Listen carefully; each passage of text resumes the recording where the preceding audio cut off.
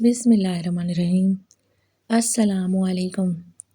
اس وقت گرمیوں کی تپتی دوپہر میں اپنی دکان پر چند ایک گاہکوں کو سامان پکڑانے کے بعد فارغ بیٹھا تھا۔ دن کے اس پہر عموماً گاہک کم ہی آیا کرتے تھے، کوئی اکا دکا ہی لوگ آ رہے تھے۔ میں نے گھڑی میں ٹائم دیکھا تو دوپہر کے 2:30 بج رہے تھے۔ اب تو مجھے بھوک بھی زوروں کی لگی تھی۔ گھر جا کر کھانے کا تو سوال ہی پیدا نہیں ہوتا، کیونکہ گھر کے نام پر میرے پاس بس ایک ہی مکان تھا جس میں بسنے والے لوگوں کی میرے کھانے پینے یا آرام سے کوئی غرض نہیں تھی۔ انہوں نے تو بس میرے کما کر لائے ہوئے پیسوں سے مطلب تھا۔ اگر انہیں پتہ چل جاتا کہ میں دکان بند کر کے کھانا کھانے آیا ہوں تو قیامت ہی کھڑی کر دیتے۔ اس لیے میں اٹھ کر دکان بند کرنے لگا، کسی ہوٹل سے کھانا لے کر آؤں۔ ابھی میں نے دکان کا شٹر نیچے نہیں کیا تھا کہ سامنے سے آتی ہوئی ایک معصوم بچی پر میری نظر پڑی۔ وہ میری ہی طرف بڑھ رہی تھی۔ دکان کے باہر کھڑا اسے دیکھنے لگا کہ شاید وہ کوئی چیز یا سامان لینے آ رہی ہو۔ اس کے ہاتھ میں کپڑے سے ڈھکی ہوئی کوئی چیز تھی جو اس نے پاس آ کر مجھے دیتے ہوئے کہا، یہ کھانا آپ کے لیے اماں نے بھیجا ہے۔ میں حیران ہوا کہ ابھی میں کھانا لینے کے لیے ہی دکان سے نکلا تھا اور ابھی کسی نے میرے لیے کھانا بھیجا تھا۔ میں نے بچی سے وہ کھانا لیا اور شکریہ ادا کرتے دکان میں جا کر کھانے بیٹھ گیا۔ کھانا بہت ہی لذیذ تھا، کسی نے بڑے دل سے پکایا تھا۔ میں کھانے سے فارغ ہوا تو ایک ایک کر کے گاہک بھی آنے لگے۔ میں اپنے کام میں مصروف ہو گیا۔ دوسرے دن پھر وہی بچی کھانا لے کر آئی اور بولی، اماں نے بھیجا ہے۔ اب ہر روز یہی سلسلہ چل پڑا تھا۔ میرے لیے انواع و اقسام کے کھانے روز روز آنے لگے تھے جو کھا کر میرا پیٹ بھر جاتا۔ کوئی 1 ہفتہ ہو گیا تھا وہ بچی ہر روز کھانا لاتی رہی، لیکن میں نے اس سے یہ نہیں پوچھا کہ وہ کون ہے اور اس کی اماں میرے لیے کھانا کیوں بھیجتی ہے۔ یہ سوال آج ہی میرے دماغ میں آیا تھا اور پھر دوپہر میں عین اسی وقت جب بچی کھانا لے کر میری دکان میں داخل ہوئی تو میں نے اس کے سر پر ہاتھ رکھ کر پوچھا کہ بیٹا، آپ کون ہیں اور آپ کی اماں ہر روز میرے لیے کھانا کیوں بھیجتی ہیں؟ تو بچی نے جو کہا وہ میرے لیے بہت حیران کن اور پریشانی کا باعث تھا۔ یعنی میں ایک انجانے اور کسی اور کا کھانا ہر روز کھا رہا تھا، کیونکہ بچی نے کہا تھا کہ اماں کھانا دے کر کہتی ہیں کہ جاؤ ابا کو دے کر آؤ، اس لیے میں کھانا آپ کے پاس لے کر آتی ہوں۔ یہ سن کر تو میرے اوزان خطا ہو گئے تھے۔ بچی تو معصوم اور ناسمجھ تھی، لیکن میں تو عقل مند انسان تھا۔ میں کیسے بنا پوچھے اور تحقیق کے کسی اور کا کھانا لے کر کھا سکتا تھا، اور وہ بھی 1 ہفتے سے مسلسل کھا رہا تھا۔ بچی کا جواب سن کر میری شرمندگی کی کوئی انتہا نہ رہی۔ اب مجھے ان سے معافی مانگنی چاہیے جن کا میں کھانا کھا چکا تھا۔ میں نے بچی کا ہاتھ پکڑا اور اسے دکان سے باہر لا کر گلی میں کھڑا کیا۔ پھر بچی سے پوچھنے لگا کہ بیٹا، آپ کے ابا کی دکان اس بازار میں کہاں پر ہے؟ کیونکہ مجھے لگا تھا کہ بچی اپنی باپ کو کسی دکان پر ہی کھانا دینے جاتی ہوگی اور راستہ بھول کر مجھے دے کر جا رہی ہوگی، لیکن اس بچی نے کہا میرے ابا کی دکان اس بازار میں کہیں پر بھی نہیں ہے۔ میں نے کہا پھر آپ کس کے لیے کھانا لے کر جا رہی تھی؟ تب اس کا جواب وہی تھا کہ میں کھانا آپ کے پاس ہی لے کر آتی ہوں اور اماں نے کہا ہے کہ ابا کا کھانا دے کر آؤ۔ میں بچی کو لاکھ بار سمجھایا کہ میں آپ کا ابا نہیں ہوں، آپ کی اماں آپ کو جن کے لیے کھانا دیتی ہیں آپ وہیں پہنچا دیا کرو، لیکن ہر بار بچی کھانا میرے پاس لے کر آتی اور کہتی، اماں نے آپ کے لیے کھانا بھیجا ہے۔ میں ان کے اس عمل سے بہت پریشان ہو گیا تھا، کیونکہ میں پہلے ہی اتنی دفعہ کھانا کھا کر بہت شرمندہ تھا۔ اس لیے آج میں نے سوچ لیا تھا کہ اس بچی کے گھر جا کر تصدیق کر لوں گا کہ ان کی والدہ کس کے لیے کھانا بھیجتی ہیں، کیونکہ بچی ہر روز ہی شاید راستہ بھول کر کھانا میری دکان پر لا رہی تھی۔ اس کے گھر والوں کو اس بات کا پتہ بھی نہیں کہ بچی صرف 5 سال کی ہی تھی، اس لیے اس سے غلطی ہونا کوئی بڑی بات نہیں تھی۔ اس دفعہ میں نے کھانا لینے سے انکار کیا تو بچی روتی ہوئی صورت بنا کر وہیں کھڑی رہی اور بولی کہ جب تک آپ کھانا نہیں لیں گے میں واپس نہیں جاؤں گی۔ مجبوراً مجھے اس سے کھانا لینا پڑا اور میں نے بنا کھائے ہی کھانا وہیں ٹیبل پر رکھ دیا۔ وہ بچی واپس جانے لگی تو میں نے وہ کھانا اٹھایا اور اس کے پیچھے پیچھے چلنے لگا۔ وہ بچی پاس ہی گھر میں داخل ہوئی تو میں نے ڈور بیل بجا کر کسی کے باہر آنے کا انتظار کیا۔ تھوڑی ہی دیر بعد ایک نوجوان عورت اپنے چہرے کو دوپٹے کے نقاب سے ڈھانپتی دروازے پر آئی تو میں نے ان سے کہا کہ آپ کی بچی ہر روز کسی غلط فہمی کے تحت کھانا میری دکان پر پہنچا کر جاتی ہے۔ غالباً وہ کھانا اپنے والد کے لیے لے کر جاتی ہے، لیکن غلطی سے میری دکان پر دے کر چلی جاتی ہے۔ میں نے کئی دفعہ بچی سے کہا بھی ہے کہ آپ غلط جگہ کھانا دیتی ہیں، لیکن وہ روز کھانا رکھ کے چلی جاتی ہے۔ میں نے اس لڑکی سے کہا کہ آپ مجھے بتا دیں بچی کے والد کی دکان کہاں پر ہے، میں انہیں کھانا پہنچا دیتا ہوں۔ وہ لڑکی چپ چاپ کھڑی میری باتیں سن رہی تھی۔ جب میں اپنی بات ختم کر کے چپ ہوا تو اس نے کہا، بچی کا والد فوت ہو چکا ہے، آس پاس کوئی مسجد نہیں، اس لیے میری بیٹی اپنے والد کے ایصال ثواب کا کھانا کسی دکان پر ہی لے کر آتی ہے۔ مجھے بچی کے یتیم ہونے کا سن کر بہت ہی دکھ ہوا۔ میں نے اس بات کا افسوس کیا اور چپ چاپ واپس چلا آیا۔ میں اپنی دکان پر آ کر بیٹھ گیا تھا، لیکن میں اپنے دماغ سے اس بچی اور اس کی ماں کے خیالات کو نہیں نکال پا رہا تھا۔ نہ جانے ان کے شوہر کو کیا ہوا ہوگا، اس بھری جوانی میں وہ عورت بیوہ بنی تھی۔ وہ دن میرا انہی سوچوں میں گزر گیا تھا۔ دکان پر بھی کام میں دل نہ لگا تو میں نے دکان جلد ہی بند کر کے گھر کا رخ کیا۔ گھر پہنچ کر میں ابھی اپنے کمرے تک نہ پہنچا تھا کہ میری سوتیلی ماں نے مجھے دیکھ کر جلدی واپس لوٹنے کی وجہ پوچھی۔ میں نے کہا آج طبیعت ٹھیک نہیں تھی، اس لیے دکان جلدی بند کر دی۔ انہوں نے مجھ سے پیسے لیے اور گن کر اپنے پاس رکھ لیے۔ یہ میری زندگی کی ڈیلی کی روٹین تھی۔ میں صبح اٹھ کر دکان پر چلا جاتا تھا اور پورے دن کی کمائی لا کر اپنی سوتیلی ماں کے ہاتھ پر رکھتا۔ اس گھر میں اکیلا کمانے والا میں ہی تھا۔ میرے ابا فالج کے مریض تھے جو ایک بستر پر پڑے رہتے تھے۔ انہوں نے اپنی صحت کے دنوں میں دکان کھولی تھی جو ہمارے گھر کا ذریعہ معاش تھی۔ اچانک ابو کو فالج کا اٹیک آیا تو ایسے ہی دکان بند کرنا مطلب بھوکا مر جانا تھا۔ میں کم عمر تھا، پھر بھی سوتیلی ماں کے کہنے پر پڑھائی چھوڑ کر دکان سنبھال لی تھی اور تب سے اب تک بس دکان پر ہی ہوتا تھا۔ میری زندگی گھر سے دکان اور دکان سے گھر لوٹنے پر ہی مشتمل تھی۔ 15 سال کی عمر سے دکان سنبھالتے سنبھالتے 25 سال کا ہو گیا تھا، اور اس سارے عرصے میں ایک دن میں نے کوئی چھٹی نہیں کی تھی اور نہ ہی کہیں اور جانے کا سوچا تھا۔ اسی طرح کمانے کو میں نے اپنی زندگی کا مقصد بنا لیا تھا۔ اس کے علاوہ زندگی کے کسی سکھ دکھ سے میرا کوئی تعلق نہیں تھا۔ ننہال ددھیال مجھے کسی رشتے کا کچھ پتہ نہیں تھا۔ میں کب یتیم ہوا یہ مجھے نہیں پتہ، کیونکہ مجھے اپنی ماں کی شکل تک یاد نہیں تھی۔ بس سوتیلی ماں کے منہ سے ہی ہمیشہ یہ سنا تھا کہ میں ان کا سوتیلا بیٹا ہوں۔ میرے علاوہ وہ ابا کی ایک اور اولاد تھی اور وہ میری سوتیلی بہن تھی۔ وہ شہر میں کسی بڑی یونیورسٹی میں پڑھ رہی تھی۔ کبھی کبھار وہ گھر آ جاتی تو مجھے منہ تک لگانا پسند نہیں کرتی تھی۔ گھر سے صبح بنا کچھ بھی کھائے پیے میں نکل جاتا اور رات دیر سے دکان بند کر کے لوٹتا۔ تب تک میرے لیے گھر میں کھانے کو کچھ موجود نہیں ہوتا تھا۔ سوتیلی ماں جو بھی پکاتی وہ صرف خود کھاتی اور ابا کو کھلاتی۔ میرے لیے یہی غنیمت تھی کہ وہ میرے باپ کا خیال رکھ رہی تھی، ورنہ وہ ابا کو بھی اپنے اوپر بوجھ ہی سمجھتی تھی۔ ابا کی خاطر ہی میں اس گھر کا خرچہ اٹھا رہا تھا، جس میں میری سوتیلی ماں اور بہن بھی آتی تھی۔ میں ہر روز ہی 5-10 ہزار لا کر سوتیلی ماں کو دیتا، لیکن پھر بھی ان کے مطابق میں نے ان لوگوں کے لیے کیا ہی کیا تھا۔ ابا میرے ایک کمرے میں پڑے رہتے، ان سے میرا ملنا بھی ان کی بیوی کی اجازت پر موقوف تھا۔ اگر وہ چاہتی تو مجھے ابا کے کمرے میں جانے کی اجازت دیتی، اگر نہ چاہتی تو ہفتہ بھر میں اپنے باپ کو نہیں دیکھ سکتا تھا۔ مجھے بچپن سے ہی ان کے آگے کوئی سوال کرنے کی عادت نہیں تھی، اور یہ عادت نے بھی مجھے میں میرے باپ نے ہی ڈالی تھی۔ میری سوتیلی ماں ابا کی بہت ہی چہیتی تھی، جب ہی اس کے بعد مجھے بھی ان کے سامنے بولنے کی جرأت نہیں تھی۔ اپنی سوتیلی ماں کو دیکھ کر مجھے اس لڑکی کا خیال آ گیا تھا جو اپنے شوہر کے مرنے کے بعد بھی اس کے لیے کھانا بھیج دیتی تھی، اور یہاں میرا باپ زندہ ہوتے ہوئے بھی ایک روٹی کا محتاج تھا۔ کتنی باوفا تھی وہ عورت جو چھوٹی بچی کے ہاتھ اپنے شوہر کے حصے کا کھانا مجھے بھیج دیتی تھی۔ مجھے اس کی اعلیٰ ظرفی پر رشک آنے لگا تھا۔ کاش میری ماں کی موت کے بعد میرے باپ کو بھی کوئی ایسی باوفا بیوی ملی ہوتی تو آج ہمارے گھر میں پیسے کے علاوہ انسانوں کی بھی کچھ قدر ہوتی۔ رات تک اپنے دماغ میں یہی باتیں سوچتے سوچتے جانے کب میری آنکھ لگ گئی تھی۔ اگلے روز معمول کے مطابق میں کمرے سے نکل کر دکان پر جانے لگا، جب سوتیلی ماں نے سامنے آ کر مجھے کہا، لگتا ہے دکان پر آج کل تمہارا دل نہیں لگ رہا، اسی لیے جلدی دکان بند کرنے لگے ہو۔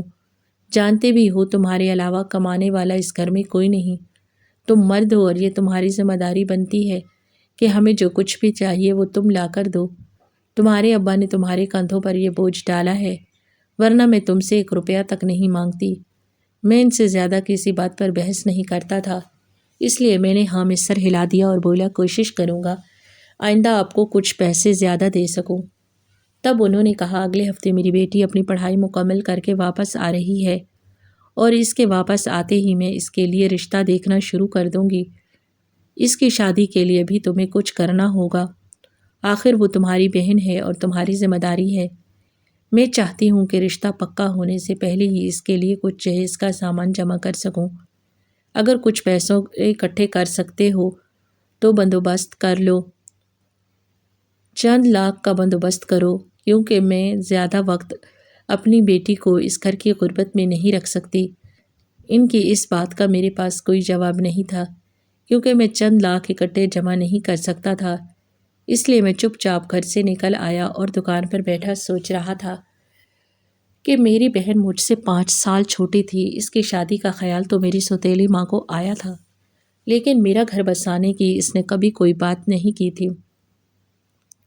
آج دکان پر نسبتاً زیادہ ہی رش تھا، کیونکہ ان دنوں عید کا سیزن چل رہا تھا اور میری کپڑے کی دکان تھی۔ لوگوں کو سامان دیتے دیتے مجھے پتہ ہی نہیں چلا کہ کب وہ پیاری سی بچی میرے لیے کھانا لے کر آئی تھی اور کتنی ہی دیر سے میرے فارغ ہونے کا انتظار کرتی کھڑی رہی تھی۔ جب اچانک میری نظر اس پر گئی تو میں چونک گیا۔ میں نے اس سے پوچھا آپ کب آئی ہیں؟ تو اس نے بتایا آدھا گھنٹہ ہو گیا۔ مجھے اپنی بے دھیانی پر شرمندگی ہوئی اور پھر اس سے کھانا لے کر میں نے دکان کا شٹر گرا دیا تھا، ورنہ لوگوں نے مجھے یہ 2 نوالے بھی نہیں کھانے دینے تھے۔ کھانا کھا کر میں پھر سے کام میں لگ گیا۔ عصر کے قریب کچھ رش کم ہوا تو میں فارغ دکان میں بیٹھا ہوا تھا۔ جب میری نظر باہر گلی میں گئی تو وہی عورت اس بچی کو اٹھائے تیز تیز قدموں سے کہیں جا رہی تھی۔ بچی جو اس کے کاندھے پر تھی وہ دیکھ کر مجھے پریشانی ہوئی۔ میں فوراً اپنی دکان سے باہر نکل آیا اور انہیں روک کر پوچھا کیا معاملہ ہے؟ عورت نے بتایا کہ بچی پر بخار کی وجہ سے غنودگی طاری ہو گئی ہے، میں اسے لے کر ہسپتال جا رہی ہوں۔ میں نے قریب ہی کھڑی موٹر سائیکل دوست سے لی اور بچی کو سامنے بٹھا کر اس عورت کو پیچھے بیٹھنے کا کہا۔ ہم 10 منٹ کے اندر ہسپتال میں موجود تھے، جہاں فوراً بچی کا ٹریٹمنٹ شروع ہوا اور تھوڑی ہی دیر میں بخار بھی اتر چکا تھا۔ اس کی ماں جو مسلسل دعائیں کرتی اور روتی رہی تھی، اس نے میرا شکریہ ادا کیا تو میں نے اس بات کو اپنا فرض بتا کر انہیں شرمندہ نہ کرنے کا کہا۔ پھر ان دونوں کو موٹر سائیکل پر میں گھر چھوڑنے آیا تو اس عورت نے مجھے اندر آ کر چائے پینے کی پیشکش کی، لیکن میں نے کہا کہ ابھی نہیں، آپ بچی کا خیال رکھیں، میں پھر کبھی چائے پی لوں گا۔ میں وہاں سے نکل کر آیا تو میرے گھر پر بھی ایمرجنسی کی صورتحال تھی۔ سوتیلی ماں نے کہا کہاں رہ گئے تھے تم نے؟ میں نے دکان پر لڑکا بھیجا لیکن دکان بھی بند تھی۔ تمہارے باپ کی طبیعت اچانک بگڑ گئی تھی، اندر ڈاکٹر موجود تھا۔ میں فوراً بھاگ کر ابا کے پاس پہنچا، لیکن ڈاکٹر نے بتایا کہ ابا چند گھڑیوں کے مہمان ہیں، انہیں فالج کا ایک اور شدید قسم کا اٹیک آیا تھا۔ رات تک ابا اس دنیا میں مجھے تنہا چھوڑ کر جا چکے تھے۔ ابا کی تدفین اور باقی انتظامات سے فارغ ہو کر میں چند دن گھر پر ہی رہا۔ اب میرا دکان کھولنے اور کام پر جانے کا بالکل بھی دل نہیں کرتا تھا۔ ابا کی موت کا ایسا غم لگا تھا جس کا دل پر بوجھ بہت زیادہ تھا۔ میری سوتیلی بہن بھی یونیورسٹی چھوڑ کر آ چکی تھی۔ سوتیلی ماں ہر وقت مجھ سے پیسے مانگتی رہتی اور مجھے گھر بنی چائے کا کپ تک نہ دیتی تھی کہ تمہاری خدمت ہمارا فرض نہیں بنتی۔ ایک ہفتہ میرا گھر پر ہی گزرا تھا۔ ایک ہفتے بعد میری سوتیلی بہن کے لیے رشتے آنا شروع ہوئے۔ اس کی ماں نے اس کے لیے ایک لڑکا پسند کر لیا تھا۔ ابا کی موت کے دوسرے ہفتے ہی ماں نے اس کا سادگی کے ساتھ نکاح کرنے کا فیصلہ کر لیا تھا، جس کے لیے میرے سامنے اس نے بڑی رقم کی ڈیمانڈ کی تھی۔ میں اتنی بڑی رقم کہاں سے لاتا، اس لیے ہم نے ایک دوسرے کی مشاورت سے دکان بیچ دی تھی اور اس سے ملنے والی رقم سے بہن کی شادی کے سارے انتظامات ہو گئے تھے۔ بیٹی کی شادی ہوتے ہی ماں بھی اس کے ساتھ دوسرے شہر منتقل ہو گئی۔ چند روز میں گھر پر اکیلا ہی رہا۔ پھر ایک روز جب گھر خالی کروانے کچھ لوگ آئے تو مجھے پتہ چلا کہ دکان کے ساتھ انہوں نے یہ گھر بھی فروخت کر دیا تھا اور دھوکے سے دکان کے نام مجھ سے کار کے کاغذات بھی دستخط کروا لیے تھے۔ میرے پاس گھر خالی کرنے کے علاوہ کوئی راستہ نہیں تھا۔ گھر کے بعد دکان بھی مالکان نے خالی کرنے کا کہہ دیا تھا۔ مجھے دکان بند کیے 2 ماہ گزر چکے تھے۔ ایک رات جب مزدوروں سے دکان کا سامان نکلوا رہا تھا تب وہی بچی میرے پاس آئی اور بولی انکل آپ کہاں چلے گئے تھے؟ میں روز کھانا لے کر آتی تھی، آپ کی دکان بند دیکھ کر واپس چلی جاتی تھی۔ میں نے بچی کو پیار کیا اور اسے بتایا کہ اب یہ دکان میری نہیں رہی اور نہ ہی اب میرا گھر یہاں پر ہے، میں کہیں اور چلا جاؤں گا۔ وہ بچی روتی سی صورت بنا کر اپنے گھر چلی گئی اور تھوڑی ہی دیر بعد میرے لیے کھانا لے کر آئی۔ میں نے اس سے کھانا لے لیا تو وہ بولی، انکل اماں کہہ رہی ہیں آپ اس دن چائے کا کہہ کر گئے تھے پھر پینے نہیں آئے۔ میں نے سوچا جاتے جاتے یہ وعدہ بھی پورا کر لیتا ہوں اور ان کے گھر چائے پینے چلا جاتا ہوں۔ میں وہاں گیا تو بچی کی ماں میرے لیے چائے بنانے کچن میں چلی گئی۔ پھر باتوں باتوں میں بچی سے پوچھنے لگا کہ آپ لوگ کہاں سے یہاں پر آئے ہیں اور اکیلے کیوں رہتے ہیں۔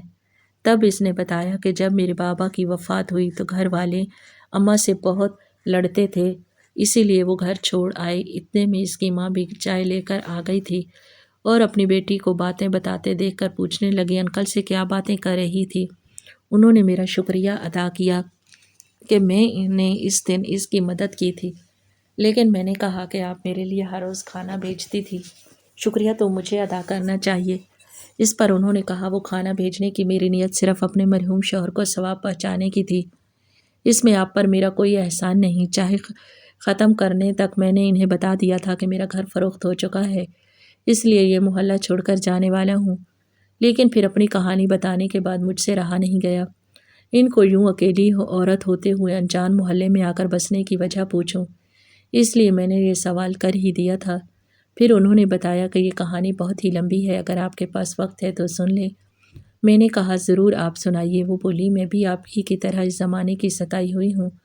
ماں باپ کی وفات تب ہوئی جب میں فقط 7 سال کی تھی اور دونوں ہی ایک ساتھ ایک کسی حادثے میں اپنی جان سے گئے اور مجھے بے رحم دنیا کے رحم و کرم پر چھوڑ گئے۔ پہلے میری پرورش کی ذمہ داری میری ددحال میں اٹھائی، لیکن ان کے ساتھ میں 2 ماہ ہی رہ سکی کیونکہ چچی مجھ سے اس چھوٹی عمر میں گھر کے سارے کام کرواتی تھی اور مجھے کام نہ آتا تو زیادہ مارتی تھی۔ ایک روز چچی کی مار سے جب میں بے ہوش ہو گئی تو یہ خبر میرے ماموں تک بھی پہنچی۔ ماموں کی میری امی کے ساتھ بہت بنتی تھی، بھائی بہن میں محبت تھی، اس لیے ماموں کو مجھ پر ترس آ گیا اور وہ مجھے اپنے ساتھ لے کر آئے۔ ماموں کے گھر آ کر چند روز سکون سے گزرے تھے کہ مامی نے بھی چچی والے رنگ دکھانے شروع کر دیے تھے۔ 10 سال کی عمر کو پہنچ کر میں نے سارے ہی گھر کے کام کرنا سیکھ لیے۔ 10 سے 12 سال کی عمر تک کھانا بنانے سے لے کر کپڑے برتن اور جھاڑو وغیرہ سب میرے ہی اوپر آ گیا تھا۔ اب ماما کو بھی میرے کام کرنے سے کوئی اعتراض نہیں تھا کہ مامی کا کہنا تھا اس عمر میں یہ سب لڑکیوں کو گھرداری سکھانے کے لیے کروانا پڑتا ہے۔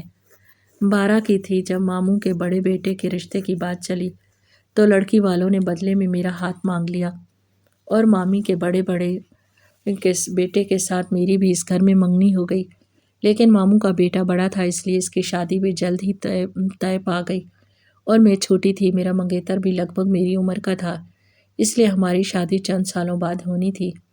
میرا سسرال اچھا تھا اس لیے اب مجھے تھوڑا بہت پیار مل جاتا تھا۔ میری نند جو اب میری مامی کی بہو بھی تھی، انہیں بھی بھابھی ہی بلاتی تھی، وہ بھی میرے ساتھ بہت اچھی تھی۔ وہ گھر میں آئی تو مجھ پر سے کام کا بوجھ کچھ کم ہوا اور خود ہی وہ میری مدد کر دیا کرتی تھی، جبکہ میری مامی اس سے بھی کہتی تھی کہ یہ کام کرنے میں بہت ماہر ہو گئی ہے، تم کوئی تکلیف مت کیا کرو۔ لیکن بھابھی بہت اچھی تھی، وہ مامی کو تو پلٹ کر کچھ نہ کہتی لیکن میری مدد پھر بھی کرتی تھی۔ ہماری زندگی یوں ہی خوشی سے گزر رہی تھی کہ میں 17 سال کی ہو چکی تھی۔ میرا منگیتر اکثر ہمارے گھر آتا جاتا رہتا اور مجھے دیکھ کر بہت خوش ہوتا۔ ہم دونوں ہی ایک دوسرے کو پسند کرتے تھے، لیکن گھر میں اتنی آزادی نہیں تھی کہ مل بیٹھ کر باتیں کرتے، اس لیے ہم دونوں اکثر چھپ کر بات کر لیا کرتے تھے، جس میں بھابھی کی ہمیں بھرپور مدد حاصل تھی۔ یہ میری زندگی کے بہت ہی خوبصورت دن تھے۔ وہ آتا تو میرے لیے ہمیشہ ہی کوئی تحفہ ضرور لے کر آتا۔ میری ہونے والی ساس بھی میرے لیے تحفے، تحائف اور کھانے پینے کی چیزیں بھیجتی رہتی تھی۔ مجھے سسرال کا بہت پیار حاصل تھا، لیکن قسمت اب بھی میری خراب تھی۔ ان دنوں بھابھی حمل سے تھیں اور ان کے آخری مہینے چل رہے تھے۔ وہ اپنے روٹین چیک اپ کے لیے ہسپتال جا رہی تھی اور گاڑی میں صرف بھابھی اور شوہر کے ساتھ موجود تھی جب ایک ہی بھیانک ایکسیڈنٹ میں بھابھی اور بھائی شدید زخمی ہو گئے۔ انہیں فوری ہسپتال منتقل کیا گیا جہاں بھابھی کا آپریشن ہوا اور ان کا بچہ تو بچ گیا، لیکن افسوس کہ وہ خود اس دنیا سے چلی گئیں۔ وہ بھابھی کے ساتھ ساتھ میرے ہونے والی نند بھی تھی اور ان کا بچہ پیدا ہوتے ہی یتیم ہو گیا تھا۔ مجھے اپنی یتیمی کے دن یاد آنے لگے تو میں نے اس بچے کو گلے سے لگا لیا اور ماں کی طرح اس کی پرورش کرنے لگی۔ بھابھی کی موت کا بھی ان کے شوہر کو پتہ نہیں چلا تھا، وہ ابھی تک ہسپتال میں بے ہوشی کی حالت میں موجود تھے۔ لیکن چند روز بعد ایک بری خبر پھر آئی اور وہ یہ تھی کہ بھابھی کے شوہر کی دونوں ٹانگیں ڈاکٹرز کو کاٹنی پڑی تھیں۔ وہ ہمیشہ ہمیشہ کے لیے معذور ہو چکے تھے۔ یہ بات سن کر تو ہمارے گھر میں موت سے بھی بڑا ماتم بچھ گیا تھا۔ ہنستے کھیلتے گھر میں اب ہر طرف چپ کا راج تھا۔ جو کوئی جہاں تھا وہیں پڑا رہتا، نہ کوئی ہنستا نہ بولتا تھا، یہاں تک کہ کھانے پینے کا ہوش بھی کسی کو نہیں ہوتا۔ میں اس معصوم ننھی سی جان کو ہر وقت گود میں لیے پھرتی رہتی تھی اور یہ دیکھ کر نہ جانے کب میری مامی کے دل میں یہ خیال آیا کہ وہ میری شادی اسی بچے کے باپ سے کروا دیں تو میں دونوں کو ہی بخوبی سنبھال لوں گی۔ لیکن میں اپنے منگیتر سے بہت محبت کرتی تھی۔ یہ بات سن کر میں بہت زیادہ رونے لگی تو میرے ماموں کو بھی مجھ پر ترس آ گیا تھا، لیکن مامی نے اپنے شوہر کی ایک نہ مانی اور میرے سسرال والوں کو صاف صاف انکار کر دیا تھا کہ ہم یہ رشتہ ختم کرتے ہیں۔ وہ لوگ ناراض ہو کر چلے گئے تھے۔ پھر ایک روز ماموں نے مجھے پاس بلا کر پوچھا کہ تم اپنے سابقہ منگیتر سے شادی کرنا چاہتی ہو؟ میں نے ہاں میں سر ہلایا تو ماموں نے فون کر کے اسے بلایا اور ہم دونوں کا نکاح مسجد میں پڑھوا کر مجھے اس کے ساتھ چوری چھپے رخصت کر دیا۔ اس بات کی میری مامی اور اس کے بیٹے کو خبر تک نہ ہوئی تھی اور ان دونوں نے یہ سمجھ لیا تھا کہ میں گھر سے بھاگ چکی ہوں۔ مجھے بھابھی کا معصوم بچہ چھوڑ کر جانے کا بالکل بھی دل نہیں تھا، لیکن ماموں نے مجھے تسلی دی تھی کہ ہم اس بچے کو اچھی طرح سے رکھیں گے، اس لیے میں وہاں سے ہمیشہ ہمیشہ کے لیے چلی آئی تھی۔ لیکن اس طرح چوری چھپے نکاح کرنے کے بعد مجھے اپنے سسرال میں وہ قدر کبھی نہ مل سکی جو ایک خوشیوں سے لائی گئی بہو کی ہوتی تھی۔ جب تک میرے شوہر زندہ تھے بس سسرال میں گزارا ہو رہا تھا۔ میرے شوہر ایک فوجی تھے جو اکثر اپنی ڈیوٹی کے سلسلے میں گھر سے باہر رہتے تھے اور مجھے ساس اور باقی گھر والوں سے طرح طرح کی باتیں سننے کو ملتی تھی۔ میرے شوہر کو ڈیوٹی پر گئے ہوئے 1 ماہ گزر چکا تھا۔ جلد ہی وہ چھٹی لے کر گھر واپس آنے والے تھے، لیکن ان کے پاس آنے سے پہلے ہی یہ خبر آ گئی تھی کہ انہیں شہید کر دیا گیا ہے۔ یہ خبر سنتے ہی میری ساس مجھ پر برس پڑی تھی کہ تم ہی منحوس ہو جس سے شادی کر کے میرا بیٹا مرا ہے۔ یہ سب یقیناً اس معصوم بچے کی بددعائیں تھیں جسے تم چھوڑ کر آئی ہو۔ شوہر کی موت کا صدمہ میرے لیے بہت بڑا تھا اور اوپر سے گھر میں ہونے والے ہر روز کے جھگڑے مجھے اندر سے ختم کر رہے تھے۔ شوہر کی موت کے 1 ماہ بعد ہی مجھے پتہ چلا کہ میں حاملہ بھی ہوں۔ اب میرے اوپر ایک ننھی سی جان کی ذمہ داری بھی تھی، اس لیے میں نے خود کو سنبھال لیا تھا۔ بیٹی کی پیدائش تک سسرال والوں نے بڑی مشکل سے مجھے اپنے گھر پر رکھا تھا، لیکن جیسے ہی میں نے ایک بیٹی کو جنم دیا تو مجھے گھر پر رکھنے کے لیے تیار بھی نہیں تھے۔ لیکن پھر بھی میں نے زندگی کے 4 سال وہاں جانوروں کی طرح رہ کر گزارے تھے۔ پھر بحالت مجبوری مجھے وہ گھر چھوڑنا ہی پڑا، اس لیے میں واپس ماموں کے گھر آ گئی تھی۔ لیکن یہ سن کر بہت ہی زیادہ افسوس ہوا کہ میرے ماموں بھی اس دنیا سے رخصت ہو چکے تھے اور مامی نے اپنے بیٹے کی شادی ایک بیوہ عورت سے کر دی تھی۔ لیکن اس عورت نے میری مامی کو گھر سے ہی نکال دیا تھا اور اپنے معذور شوہر اور اس کے بچے پر بھی بڑے ظلم کرتی تھی۔ میں خود مجبور اور لاچار تھی، میں بھلا کسی کی کیا مدد کر سکتی تھی، اس لیے اپنا سا منہ لے کر میں وہاں سے بھی نکل آئی تھی۔ یہاں اس محلے میں میں نے کرائے کا مکان لیا اور اپنے شوہر کی ملنے والی پنشن پر گزارا کرنے لگی تھی۔ مجھے اس عورت کی کہانی سن کر بہت ہی زیادہ افسوس ہوا تھا۔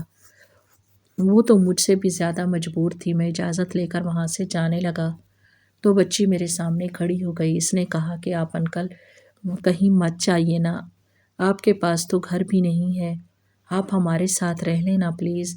اس بات پر میں نے اس کی ماں کی طرف دیکھا تھا جس کی آنکھوں میں آنسو تھے۔ شاید وہ یہ سوچ رہی تھی کہ کاش اس بچی کا باپ زندہ ہوتا تو اسے کسی اور سے شفقت کی امید لگانے کی ضرورت نہ پڑتی۔ میں نے تھوڑی دیر سوچنے کے بعد اس عورت کے سامنے نکاح کی پیشکش رکھ دی تھی، کیونکہ وہ اور میں ہم دونوں ہی ایسے تھے جنہیں کسی کے سہارے کی ضرورت تھی۔ اس نے اپنی بیٹی کی طرف دیکھتے ہوئے میری پیشکش قبول کر لی تھی اور پھر ہماری زندگی کا آغاز ہوا تھا۔